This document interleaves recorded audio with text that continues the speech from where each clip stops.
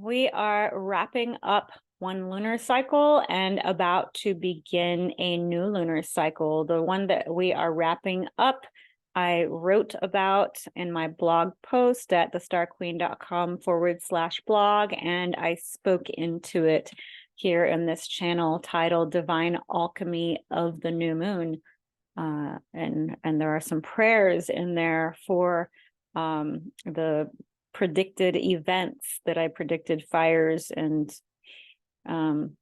shocking occurrences. So I invite you to go look at that to see what that's about and kind of reflect on that during this time of the dark moon that we are in. I'm Tammy Antoinette. I am an ancient Babylonian astrologer. I practice astrology as it was done back in ancient Babylon, Akkad, Sumer, ancient Greece, ancient Mesopotamia. And it's not the modern tropical mainstream astrology, and it's not the Indian Vedic astrology, although it is astronomical, it is sidereal.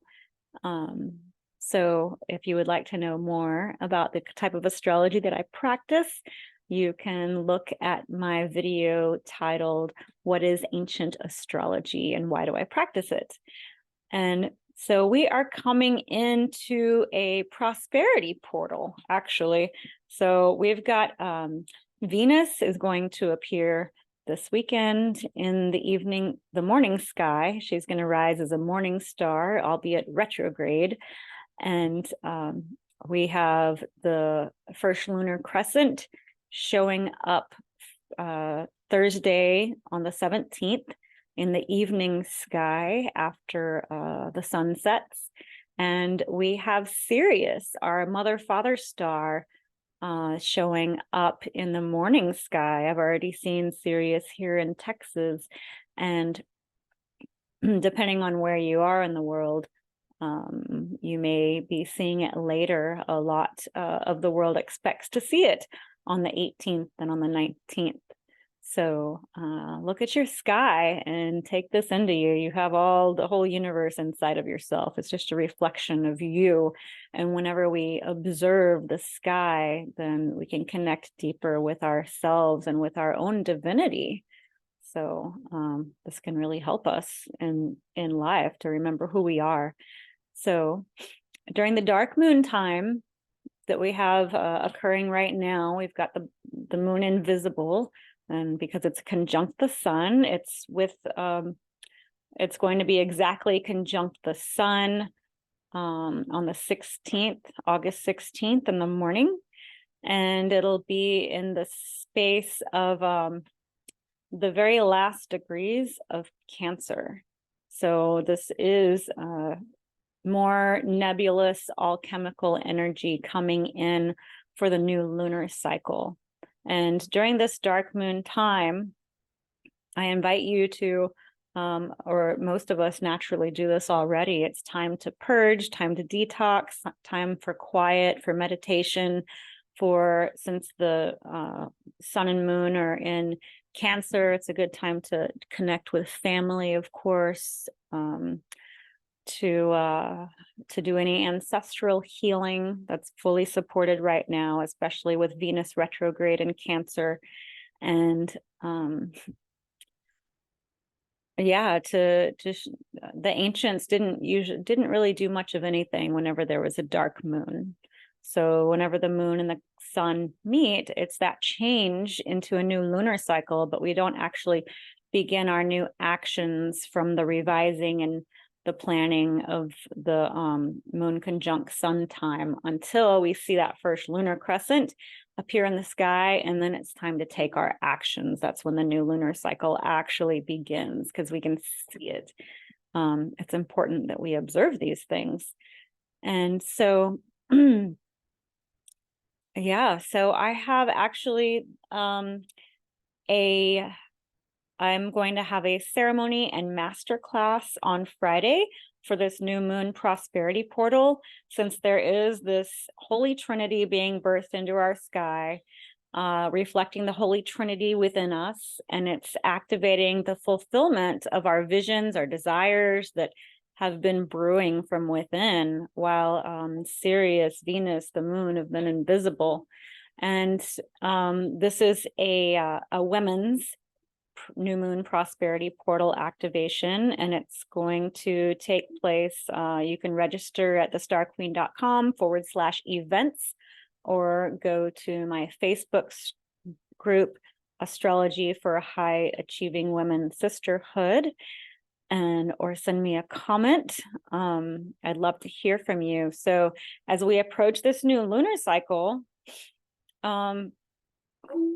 while our mother father star Sirius is rising to begin our spiritual new year, or freshly has risen, the first lunar crescent, the Queen of Heaven, is birthed into the stars of leadership and occult knowledge in Leo. So whenever we see that first lunar crescent show up, she's going to be in Leo with Mercury, with Mars. Venus, the goddess of love, beauty, prosperity, pleasure, is birthing into Cancer, which is the space of home, family, roots, legacy, and ancestors. And Venus is retrograde, so it's time to do revision in this spot of in this area of our lives. So it's not time to move forward as far as things of love or beauty, prosperity, pleasure, relationships. It's not time to start something new yet, but we're going to see Venus in the sky, and it's really a great time to look inward and take from the knowledge that we have acquired during Venus's invisibility period, and step through this portal to literally like reprogram new codes of prosperity and creativity into our physiology by recapitulating and revising, rewriting any beliefs, patterns, habits, old stories that may be holding us back, that we have picked up from our ancestors and our family. And in turn, we can recreate our whole family's legacy. Those patterns stop, they change. We basically clean up our epigenetics whenever we observe and embody these energies of the sacred cycles from a place of knowledge and wisdom. We can transcend the programming that may have kept us from our full potential.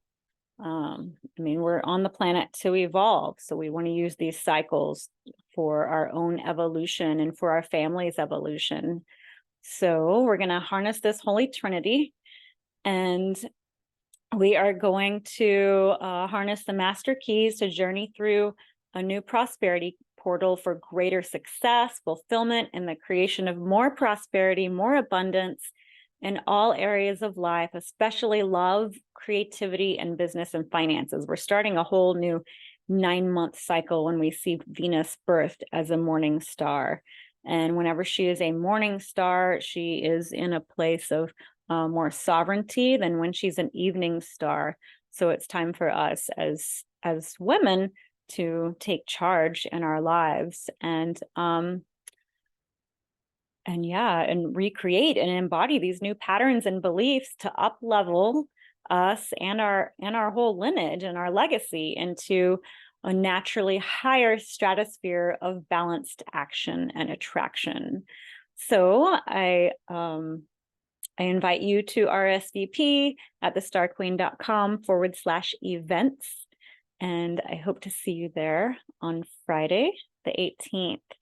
And without further ado, we have, so moon conjunct sun, August 16th, new moon conjunct the sun at 29 degrees Cancer, is squaring Uranus in Aries. And this is where Venus was whenever the fires happened in Hawaii. So she was in this location just a degree away from this, but also squaring Uranus in Aries. So this marks the beginning of the whole entire lunar cycle ahead.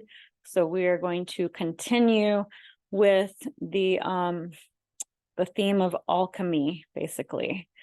And then, so it's a wrapping up of that old lunar cycle going to the new.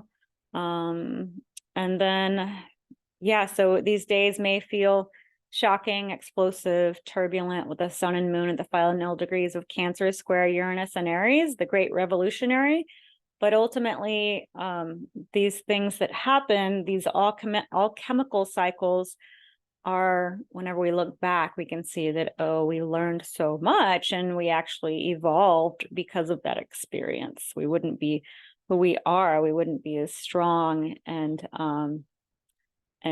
have our center as much without these alchemical experiences.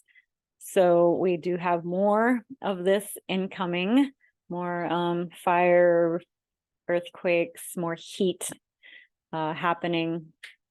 And this is actually at the degree, the final degrees of Cancer and beginning of Leo are where the Hydra is. So it is another dragon across the sky. So it's actually the sun and moon will be conjunct the head of the Hydra, conjunct this fixed star Alphard, and it's the brightest star in the Hydra. And it's a malefic place. And if you'd like to know about these dragons in the sky, that's similar to the Medusa, which I wrote about in the Perseids meteor shower to strengthen the soul for the August astrology. I wrote about that in the blog, thestarqueen.com/blog. And I also made a video about that, if you'd like to see that, the Perseids meteor shower that talks about these Gorgon dragons that are all over the sky. And yeah, so we want to be careful that we're not living in more primal places of fear, and we want to really get that that Kundalini rising and activate, keep our connection with God pure during this time. Things like Kundalini yoga can support you, or any kind of somatic work to embody and transmute through your nervous system, so that we don't have to suffer in these times, so we can transmute the energy. And so a Venus retrograde in the underworld, beneath the ocean of Cancer. So she's been doing this too, right? We'll continue to pray for our beautiful Venusian islands, for grace, for recovery, for healing, for truth under these explosive alchemical transits. And yeah, so the new lunar crescent will show up whenever we see that first lunar crescent appear. And it's going to be in the stars of, it's going to show up amongst Leo, the stars of astrology and occult knowledge and leadership. So the stars of Leo are there, and we'll have a stellium of, whenever the moon moves over to there, the sun would have moved there also, just in the first degree. And then we'll have, so moon, sun, Mercury, Mars, and Mars is invisible in most of the world, although I still see Mars in my evening sky here. I expect Mars to go invisible at the end of this month. So I'll talk a little bit into that. But the stellium are these four spheres in Leo, they are restricted with a very powerful Saturn at acronical rising opposing them. So Saturn opposite the sun. So when the sun is setting, Saturn is rising in the sky, and it gives Saturn a lot of power. So they can, these Leo powers can feel restricted right now in this phase because of that, because Saturn is there in Aquarius, and especially when he's at his strength right now. So yeah, so those in leadership, places of righteous leadership, that's Leo, which is ruled by the sun. This is the place of righteous leadership. May have some restrictions on them right now. They may have a harder time coming into their full leadership potential. So, but Saturn is there to teach. So we have to use the energies of Saturn whenever we're if we are leaders in any area of our lives, whether we're a leader in our home, in our family, in our business, or just leading ourselves through life. Saturn is here to tell us, okay, you have to have integrity. You're going to have patience. You're going to have to have discipline, and you're going to have to be consistent. And and then you reap the rewards of Saturn over the long term whenever you keep doing the work that Saturn wants you to do. Then those in places of leadership will be rewarded. Okay, so that's what's required right now. So retrograde Saturn. So Saturn's not as malevolent when he's retrograde, but he is still a malevolent planet, although he does have good qualities too. Without Saturn, we wouldn't have time. We would just have chaos. And so Saturn is the planet of government, of systems, and it's in Aquarius, the sign of humanity and community, opposing these planets in Leo. So the government and systems that are in place can have, because of this, Saturn's actually on the genitals of Aquarius right now during his acronical rising and acronical setting, which happens a few days later. So he's in a very powerful position on the genitals of the water bearer, and the government and the systems that are in place can have more of an underhanded, secret, deceptive actions that may keep humanity in a state of fear and codependency, and just at this like more primal level. So whenever you think of all these primal survival instincts, right? So keeping humanity in a survival mode, and they can be really challenging to reveal since Saturn is so strong. And in order to reveal the truth, we're going to need to be patient, discerning, take our time with putting in the extra effort to do our research, and only then will we be rewarded with the knowledge that we seek. And then Mars is invisible right now in many parts of the world. In some places, he went invisible late July. In Texas, here where I am, Mars is still in the sky, but I expect him to be invisible August 30th. Although Mars is more unpredictable than planets like Venus. So I'll be watching the sky and reporting on that. So stay tuned.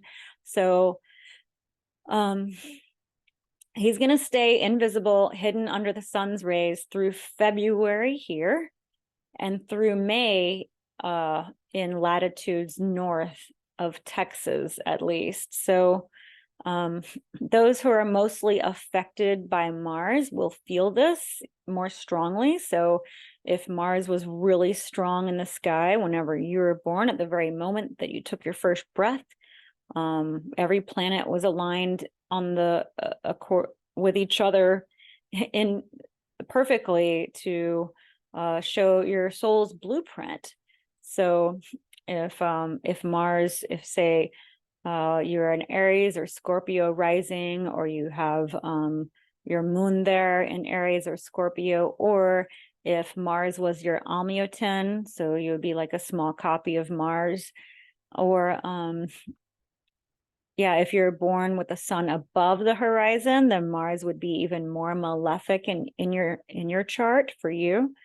So and if you'd like to know about that, if you'd like to know your own astrology and how following your soul's blueprint can really help your life to flourish, then you can book a consultation with me at thestarqueen.com/services, and I'll leave these links down in the description below.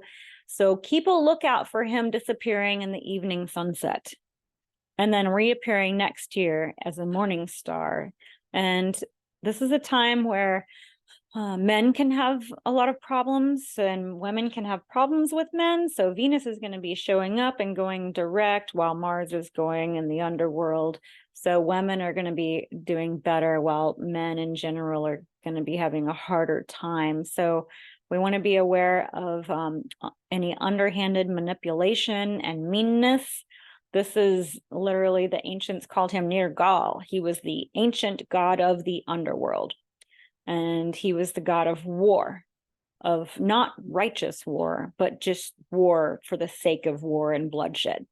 So he also represents that very primal energy. So he's a red planet representing the root chakra too. And we want to be careful of those lower energies. We don't want those to be in charge. We need all of them balanced out, right? So at this time, it can be a little unbalanced because he can be strong and sneaky. And in the ancient times, he was actually the planet of business. So especially men in business may have more challenges, and women can have problems with men. If men could have more deceptive secret scandals or just not stepping up into their healthy masculinity, they may turn more beta when they should be alpha, or the shadow side of masculinity could be more prevalent, just like the shadow side of femininity is prevalent whenever Venus is in the underworld. This could come up more for Mars in the masculine. So Mars journeys into the underworld every 2 years, but this shadow cycle is way longer than usual because of the space in his orbit where he is.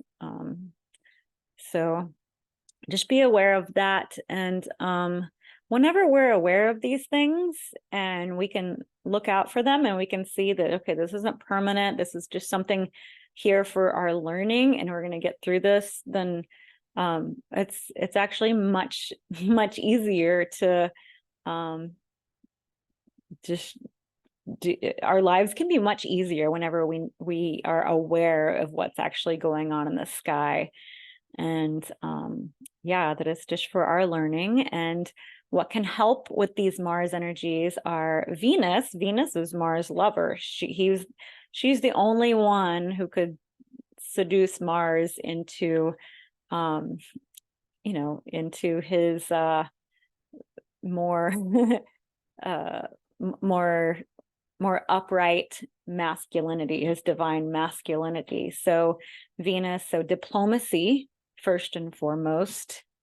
If we can remember to be diplomatic, and then this can really help with these malevolent Mars energies. So we have retrograde Venus rising. The new 9-month cycle is beginning. So watch for Venus in your morning sky. What will you be creating with Venus when she births new? So I invite you to, if you are a high achieving woman who wants to work with these energies, to really to RSVP for my event on Friday. And I'd love to see you there, and have a beautiful new lunar cycle. And I'd love to hear from you. So leave me a comment, ask your questions. Okay, have a beautiful new cycle ahead.